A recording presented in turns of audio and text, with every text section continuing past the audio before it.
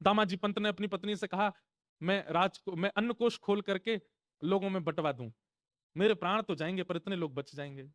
पत्नी ने कहा, मुझे स्वीकार है, आप कीजिए। और श्री दामाजी पंत ने अन्न कोष का भंडार खोल दिया, और राजा बादशाह को पता ना चले, रात रात में पूरे पूरे लोगों से लुटवाया खूब अन्न। इतना अन्न था उस अन्न कोष में कि 1 महीना तक लूटते रहे, फिर भी कम पड़ गया, फिर भी खत्म नहीं हुआ।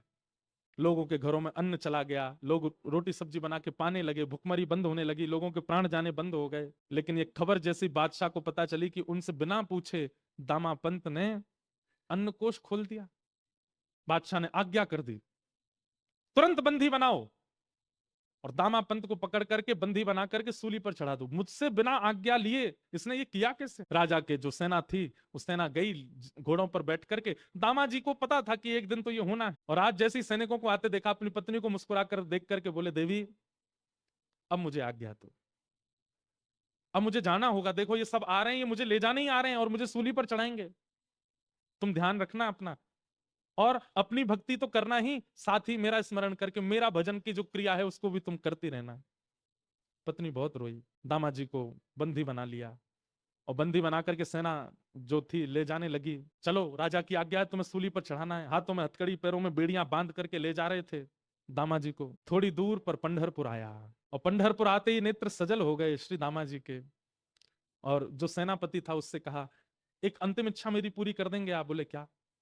ये मेरे इष्ट का स्थान है, श्री पंडरीनाथ भगवान यहाँ विराजते, आपकी अगर आज्ञा हो तो मैं ठाकुर जी को केवल प्रणाम कर लूं, प्रणाम करके मुझे बस उनका दर्शन करना है।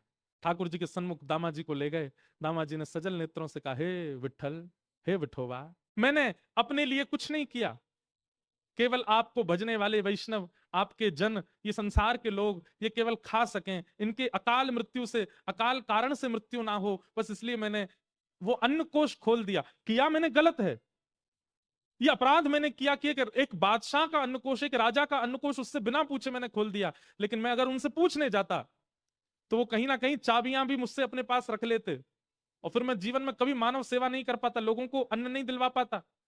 इसलिए मैंने उनसे पूछना उचित नहीं समझा, बिना पूछे ये क्रिया मैंने की, जो कि है तो अपराध। लेकिन भगवान, इस अपराध से क्रुद्ध होकर के, नाराज होकर के आप चाहे जो मुझे दंड दीजिएगा, पर नाथ अपने से दूर मत कीजिएगा।